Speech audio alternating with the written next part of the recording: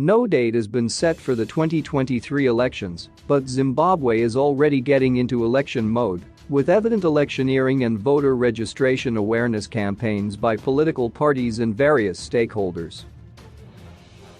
Last week saw Matabeleland civic groups launching EKHAYAVOTE 2023 to contribute towards a high voter turnout through extensive voter education campaigns. Ekaya simply means home. We are mobilizing citizens in the Matabeleland region to participate in the upcoming entire electoral processes, the civic groups said in their preamble. This is a localized campaign and the name Ekaya drives a message that promotes every citizen to think about Ekaya home in the next elections. It seeks to promote an electoral grassroots approach. The EKHAYAVOTE 2023 seeks to mobilize virgin voters to register to vote after the Zimbabwe Electoral Commission, ZEC, warned that Matabeleland risks losing a number of seats in the next delimitation exercise, the redrawing of electoral boundaries. Bulawayo currently has about 258,000 registered voters, far below the minimum threshold. Zimbabwe last carried out a delimitation exercise in 2007 ahead of the 2008 general election. ZEC will conduct a delimitation exercise in 2022 as provided for under Section 161(1) of the Constitution. EKHAYAVOTE 2023 voter registration awareness campaign is not limited to Matabeleland. The clergy, political parties and human rights groups, including the Zimbabwe Association for Doctors for Human Rights, ZADHR, have also launched similar campaigns encouraging the public to register to vote in the 2023 elections. ZADHR's campaign, titled Number Participate Engage Influence, is directed at both doctors and nurses, who the association says do not often take part in civic processes. A number of voter registration awareness campaigns running under various hashtags were launched recently ahead of a ZEC mobile voter registration blitz, which was supposed to kick off on 6 December and run for 6 days. ZEC has postponed the voter registration blitz, but normal voter registration at its offices continues. ZEC has not announced whether a second blitz that was expected to commence on 28 December and to run for 35 days is still on. Voter registration is provided for in Section 17A of the Electoral Act.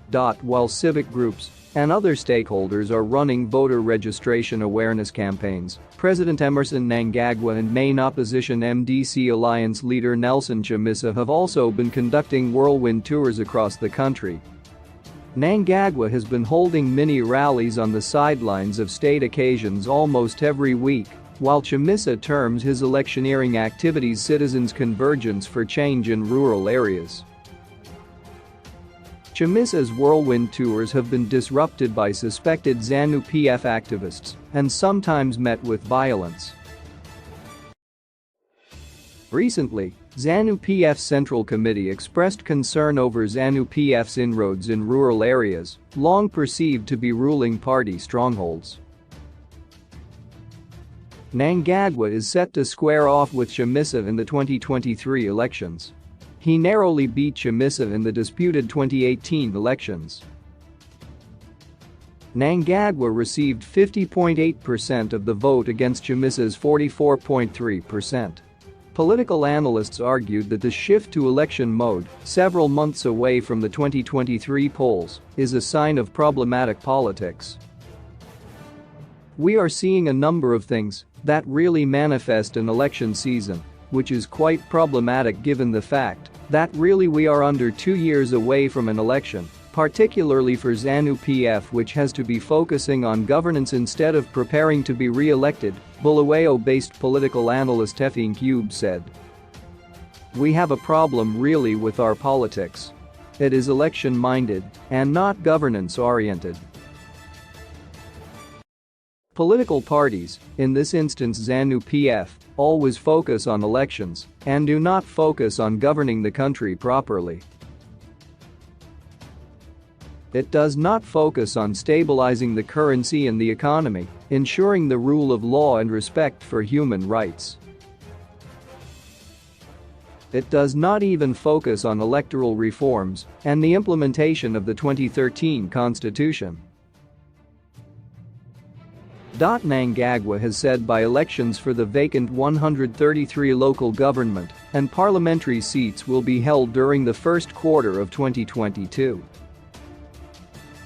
The seats fell vacant following the recall of MDC alliance legislators and councillors in 2020. But Health and Child Care Minister Constantino Chiwenga, who is also Vice President, indefinitely suspended by-elections via Statutory Instrument 225A of 2020, citing COVID-19 risk. On 16 November, the Combined Harare Residents Association, CRA, petitioned Parliament to summon ZEC and the Health and Child Care Ministry over the suspended by-elections. In the petition to the Speaker of Parliament Jacob Mudenda, CRA said the continued suspension of the polls was unconstitutional. CRA cited Section 67 and 158(3) of the Constitution, which gives every Zimbabwean the fundamental right to free, fair and regular elections for any elective public office. But analyst Rashwiat Mukundu argued that Zimbabwe has an over-politicized society suffering from lack of good governance. If elections are not concluded to the satisfaction of all parties, to that extent, we never really get out of the election mode because the legitimacy question will be still hanging, Mukundu said. The country's elections have produced disputed outcomes since 1980. Main opposition MDC alliance leader Nelson Chamisa insists Mnangagwa rigged the 2018 elections. By all indications, Zimbabwe is already in election mode, which is good to the extent that it refocuses us on the questions of leadership and its capacity or lack thereof to deliver, but the negatives of this never-ending electoral mode are that it takes us away from the fundamental developmental issues that are affecting our society, Mukundu added. Instead of the ruling party and government addressing the socio-economic needs of this country, already decision-making and resources are being channeled towards electioneering and, with that, the tarnishing of the image of the country. The ultimate strategy to ending this never-ending focus on elections is to have a clean election.